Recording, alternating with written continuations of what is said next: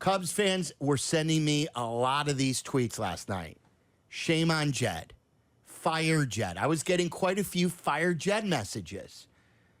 If you're really mad at Jed and you're watching the game, Jed Hoyer was the guy who traded for Ben Brown. Jed and Hoyer. sent Robertson for him, right? Yeah. Jed Hoyer's the one who signed Shota Imanaga. You know, Jed Hoyer is the guy who is sort of now finally solved their developing of starting pitching. They have a great starting rotation. Theo didn't grow any homegrown pitchers. They have figured it out now. They're not perfect. That's right, because what did they signed Lester as a free agent. They traded for Arrieta. They traded for Hendricks. It was always an issue that they could not draft and develop their own starting pitching. And look at their Wicks right now has been good. You know, Cade Horton is coming soon. Assad has their signing of Assad and what they have developed him into. And, yeah, my problem with them would be like my angst would be directed at the business side or the owner, not at Jed. Like, Jed's not perfect, but we always ask this question, or we asked it a lot on the South Side. Is Jed making the right decision, or is Jed doesn't have the budget? Is he being given the opportunity to sign some of these guys in free agency? Because I think putting his roster together, he's made some pretty prudent decisions. Is he doing it without the flexibility of going out there and spending a ton of money on some free agents? I think Jed sometimes has the same issue that Pax had. I think he understands how to draft and get some pretty good players. I think sometimes he's scared to make the big move, that it's going to blow the budget that they're giving him on the one player or two players, and then he won't have any room later. I think a lot of times he wants the room to do something just in case. Sometimes you got to pull the trigger and just go with it. Like, they don't go out and they don't sign the big fish. Right. They sign a bunch of nice players. Right. And again, maybe last night was the start of something good, but I would be very reluctant to say, okay, now the ice cold Bush is thawed and he's going to be great again. That's his first home run since May 5th, right? And he had another good hit in the game, sure. but like the larger sample size just hasn't been good enough. So, look, who knows? It's very early in this season, but you know, I think you breathe a sigh of relief that you won that game, but you still, I would think tonight when Shota takes the ball, you're very confident, but there's no confidence that they're going to score enough runs to get a victory for him. Are you? I mean, no, I'm not. Yeah. I'm not. And then now, whose fault is that? Is that it's Dansby Swanson's fault? Yes. Ian Happ is starting to hit. Seiya is. We were texting yesterday. He's broken. Seiya's ice cold. Yeah, he's broken right now. Now he's one of these guys that can find it quickly. But he loses it quickly, Yeah. too. Like, and this has been the pattern for Seiya. Seiya's started, I believe he started all 3 seasons that he's played with the Cubs hot. And then he goes, and it usually is an injury happens, and then he has a tough time recovering from an injury, and then his batting average and slug goes into the tank. And he has a tough time recovering from it. And what is his on-base percentage now? Like 305?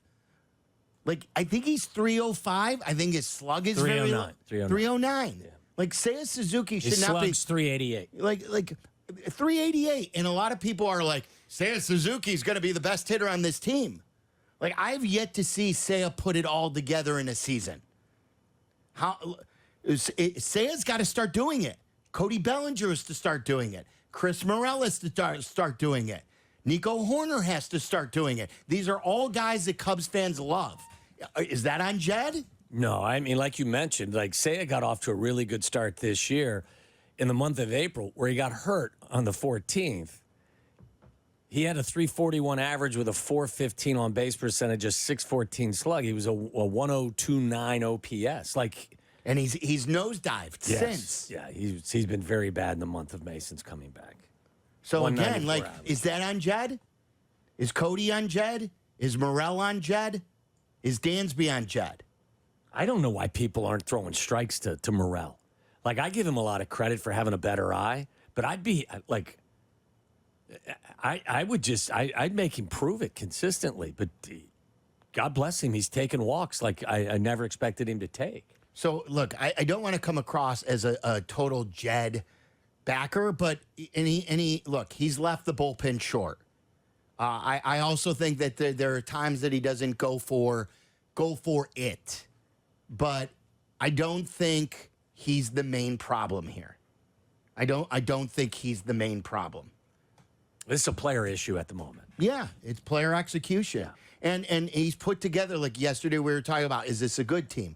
That starting rotation is not good. That starting rotation is great. Yeah, right now they are. They've been great the whole year. Yeah. And even with injuries, Justin Steele went down, and they were pitching some of the best baseball in the major leagues. That's one of your Cy Young candidates goes down. They didn't miss a beat. Wicks goes down. They didn't miss a beat. Hendricks sucked. They didn't miss a beat.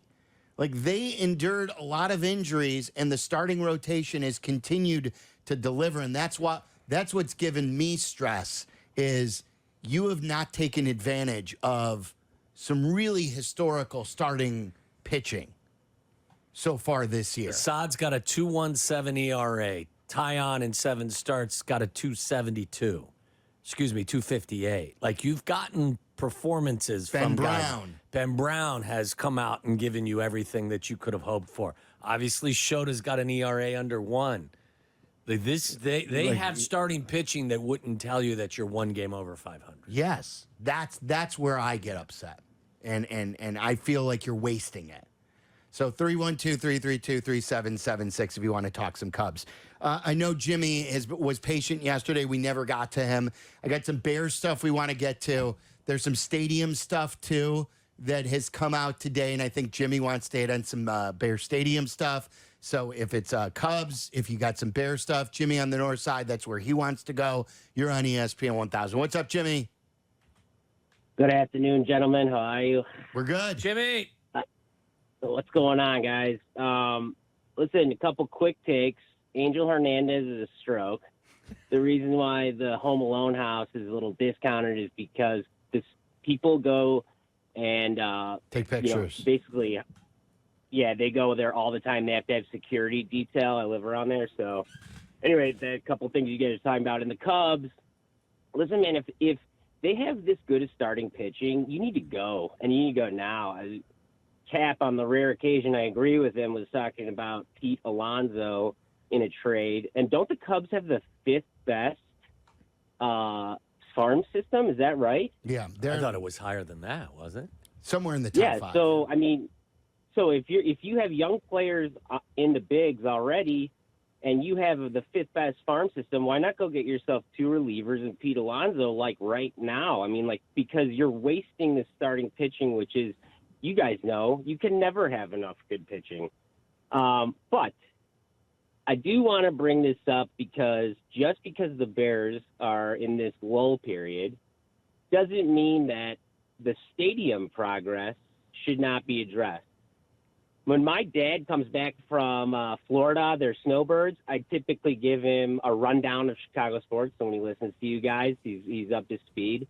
We did not move off of the Bears Stadium topic until Bill Walton died, which, rest in peace, he's phenomenal.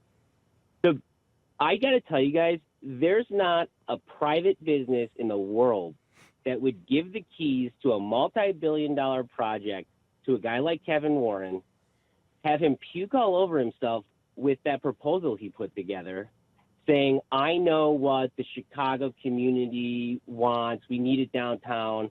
He's been in the city for 14 months. He's got a group of respectable tree huggers suing him. He's got a governor that won't even talk to them, calling it a non-starter. Okay. He's got a mayor that he's aligned with who literally has no experience. And he's building a $2 billion stadium, and then there's $3 to $5 billion that's for what now? Building a park and covering their past stadium. It makes no sense. And I just think that it's about time he's held accountable, to your guys' point. people in leadership and ownership positions need to be held accountable. Jimmy, let me ask you a question. Do you think he'll be able? Let's say that they shifted the focus to Arlington Heights. They're still going to be asking for public money. Do you believe he'll have more success asking for public money in Arlington Heights versus down here in Chicago? Well, it's not going to be $3 to $5 billion in Arlington Heights. If they were willing to put up $2 billion to build a stadium on the lake, $2 billion is going to go a lot further in Arlington Heights. If public money knows that they're going to get not only the stadium, but the entertainment district, but plus the parking, plus the easy commute, I think there would be an appetite. But to pay for 60% to lift and shift Soldier Field, come on. I mean, you haven't even paid off your last crappy stadium. Why wouldn't you go to a plot of land that you can do whatever you want with? I want Jeff Bezos to pick up the phone and buy the team from the McCaskies because they let Ted Phillips puke on himself for 20 years. So you know they're not going to do anything about Kevin Warren. I'm just saying in theory. There's two, and thanks for the call, Jimmy. I think Kevin Warren is dead set on this being on the lakefront. And I also believe this is an enormous task that I'm not sure the outcome is going to be what they want. Or that they understand how big that this is. I want to read you some of the quotes from downstate. So they're not going to even get paid attention to here at the end of the spring legislature. And it will not be addressed.